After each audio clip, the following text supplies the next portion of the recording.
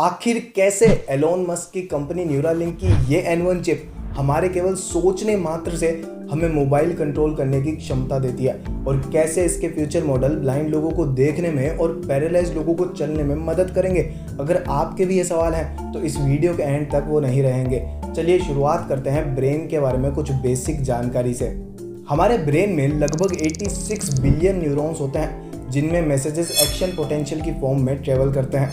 Action potential basically 30 millivolt का एक fast electric current होता है। आपने शायद एक्शन पोटेंशियल को न्यूरल स्पाइक या फिर नर्व इंपल्स के नाम से भी सुना होगा, लेकिन नाम से फ़र्क नहीं पड़ता। मेन बात तो यह है कि हमारे ब्रेन में जितने भी कम्युनिकेशन होते हैं, एक्शन पोटेंशियल उन सब की बैकबोन है। चलिए एक सिंपल से एग्जांपल से इसे समझने की कोशिश करते हैं। मान लीजिए मैं अपने फिंगर से एक गर्म ऑब्जेक्ट को टच करता हूँ। अब इस केस में मेरी उस फिंगर के अंदर जो न्यूरॉन्स हैं उनमें एक्शन पोटेंशियल जनरेट होगी, जो कि न्यूरॉन्स के थ्रू ट्रेवल करते हुए मेरे ब्रेन तक आएगी और फिर मुझे ये पता चलेगा कि ये ऑब्जेक्ट मेरे लिए हार्मफुल है। तो मेरे ब्रेन में एक एक्शन पोटेंशियल जनरेट होगी जो कि न्यूरॉन्स के थ्रू ट्रेवल करते हुए मेरे उस हाथ की मसल्स तक जाकर उनका कॉन्ट्रैक्शन करवाएगी और मेरी फिंगर उस ऑब्जेक्ट से दूर हट जाएगी। इस एग्जाम्पल की मदद से आप समझ गए होंगे कि हम जो कुछ भी फील करते हैं या फिर हमारी बॉडी से जो कुछ भी काम करवाते हैं वो सब कुछ एक्शन पोटेंशियल की मदद से ही होता है। तो चलिए अब जानते हैं एक ऐसी टेक्नोलॉजी के बारे में जिस पर काम करके न्यूरालिंक अपने डिवाइसेस बनाती है, जो है brain computer interface. BCI technology में हमारे ब्रेन और एक्सटर्नल डिवाइसेस के बीच डायरेक्ट कम्युनिकेशन करवाने पर काम किया जाता है।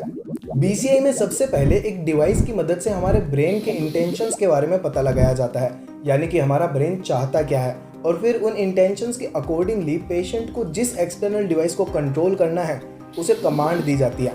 अब मान लीजिए जो एक्सटर्नल डिवाइस है वो एक रोबोटिक आर्म है और पेशेंट की कमांड पर उसने एक ऑब्जेक्ट को टच किया, तो वो रोबोटिक आर्म उस डिवाइस को सिग्नल भेजकर हमारे ब्रेन को वो ऑब्जेक्ट फील भी करवा सकती है।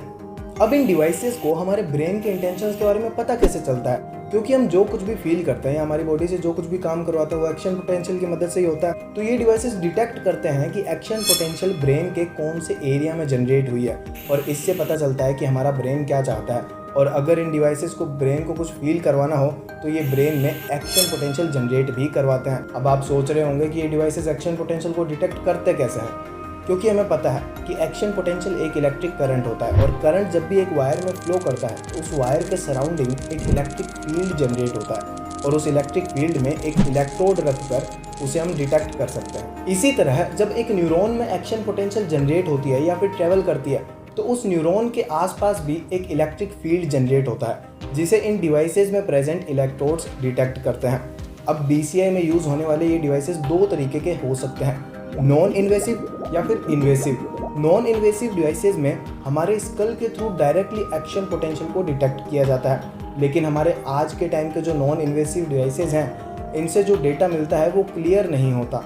और इन्वेसिव डिवाइसेस में इलेक्ट्रोड्स को ब्रेन में सर्जिकली इम्प्लांट किया जाता है और ये इलेक्ट्रोड्स अपने आसपास के न्यूरॉन्स में एक्शन पोटेंशियल को डिटेक्ट कर पाते हैं। न्यूरालिंक भी इन्वेसिव डिवाइसेस ही बनाती है और न्यूरालिंक इन डिवाइसेस की रेस में कोई पहली नहीं है।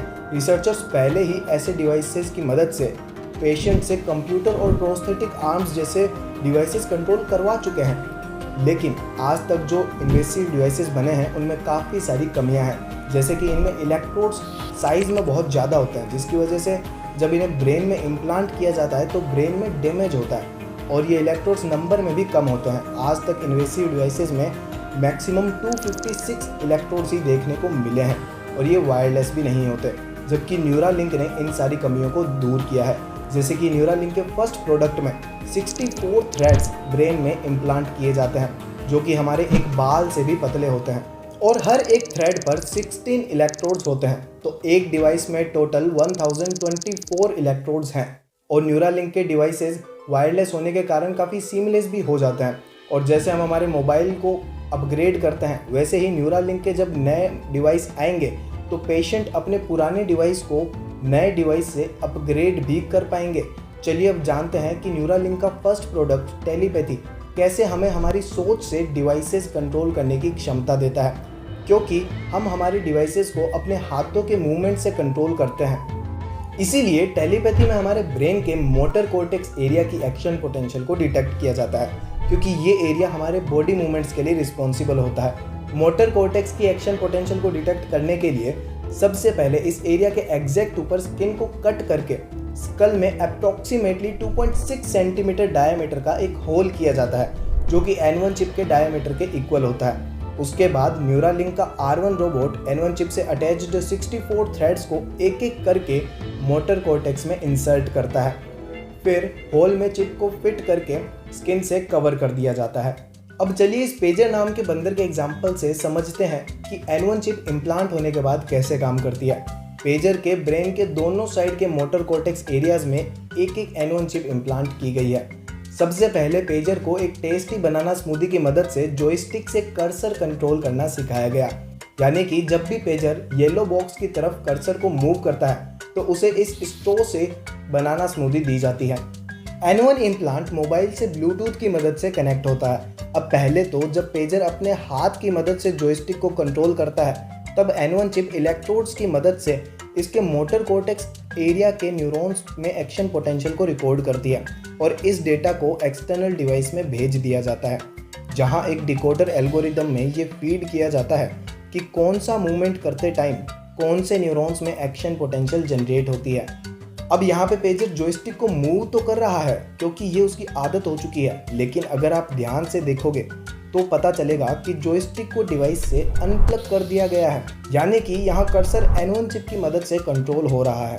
यहाँ N1 चिप डिटेक्ट कर रही है कि पेजर के कौन से न्यूरॉन्स में एक्शन पोटेंशियल जनरेट हो रही है और उसकी मदद से डिकोडर एल्गोरिदम पता लगा रही है कि पेजर कौन सा मूवमेंट करना चाहता है और डिवाइस को उसके अकॉर्डिंगली कमांड दे रही है। N1 चिप अब एक ह्यूमन पेशेंट में भी सक्सेसफुली इम्प्लांट हो चुकी है, जिनका नाम है नोलैंड आर्बोग और ये 29 साल के हैं। डाइविंग करते समय एक एक्सीडेंट की वजह से ये पैरालाइज्ड हो चुके हैं। अब क्योंकि ये जॉयस्टिक को कंट्रोल नहीं कर सकते तो इन्हें पहले अलग अलग मूवमेंट्स को सोचने के लिए कहा गया और उन मूवमेंट्स को सोचने के दौरान इनके मोटर कॉर्टेक्स एरिया के न्यूरॉन्स में एक्शन पोटेंशियल डिटेक्ट करके ये पता लगाया गया कि इनमें कौन से न्यूरॉन्स कौन से मूवमेंट्स के लिए रिस्पॉन्सिबल है। यहाँ आप देख सकते हैं कि ये अपनी सोचने मात्र से चेस खेल पा रहे हैं और इस क्लिप में ये अपने फादर के साथ मारियो कार्ट नाम का एक गेम खेल रहे हैं, वो भी केवल अपनी सोच से।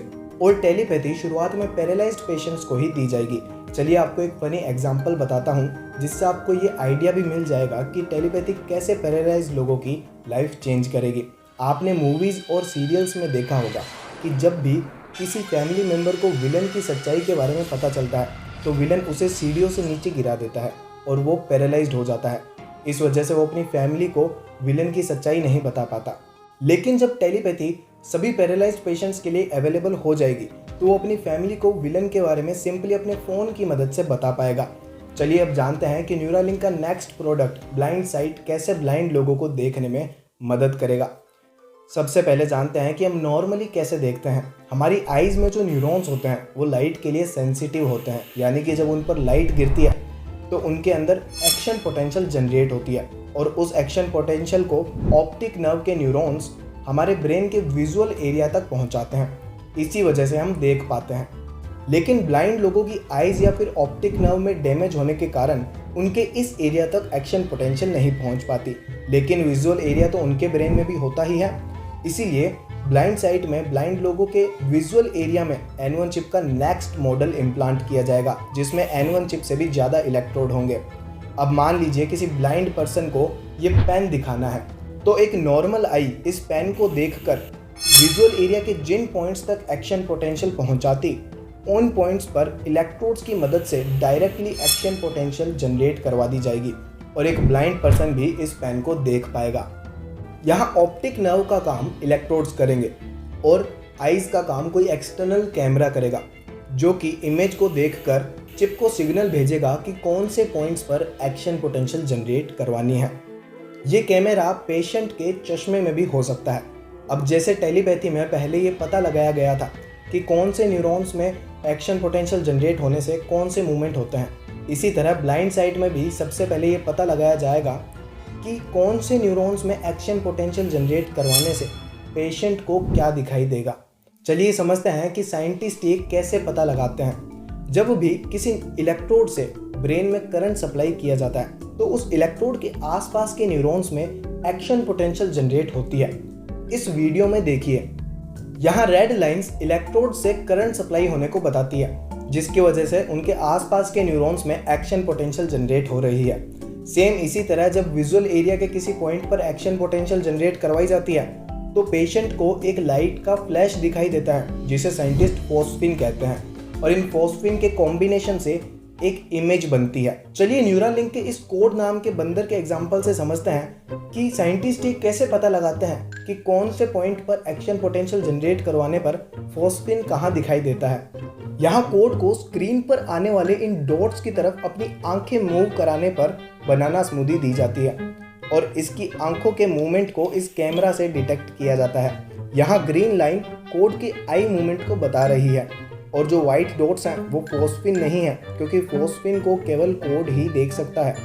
जब लेफ्ट साइड में स्टिमुलेट लिखा आता है, इसका मतलब है कि विजुअल एरिया के किसी पॉइंट पर एक्शन पोटेंशियल स्टिमुलेट की गई है और कोड को जहां फोस्फिन दिखाई दिया है वहां वो अपनी आईज मूव कर रहा है। इसी तरह जब किसी ब्लाइंड पेशेंट के विजुअल एरिया में चिप लगाई जाएगी तो हर एक इलेक्ट्रोड से करंट सप्लाई करके एक्शन पोटेंशियल जनरेट करवाई जाएगी और ब्लाइंड पर्सन अपनी आई को उस फोस्फिन की तरफ मूव करके या फिर बोलकर बताएगा कि उस पॉइंट पर एक्शन पोटेंशियल जनरेट करवाने से उसे फोस्फिन कहाँ दिखाई दिया है। और जब सभी इलेक्ट्रोड से ये पता लगा लिया जाएगा तो उन फोस्फिन के कॉम्बिनेशन से ब्लाइंड पेशेंट को एक इमेज दिखाई जा सकेगी। न्यूरालिंक के साइंटिस्ट कहते हैं कि अगर N1 चिप को किसी ब्लाइंड पर्सन के विजुअल एरिया में लगाया जाए तो उसे ये वाली इमेज कुछ इस तरह दिखाई देगी, क्योंकि N1 चिप में 1024 इलेक्ट्रोड्स ही हैं, इसीलिए पेशेंट में मैक्सिमम 1024 फोस्फिन सी जनरेट करवाए जा सकेंगे।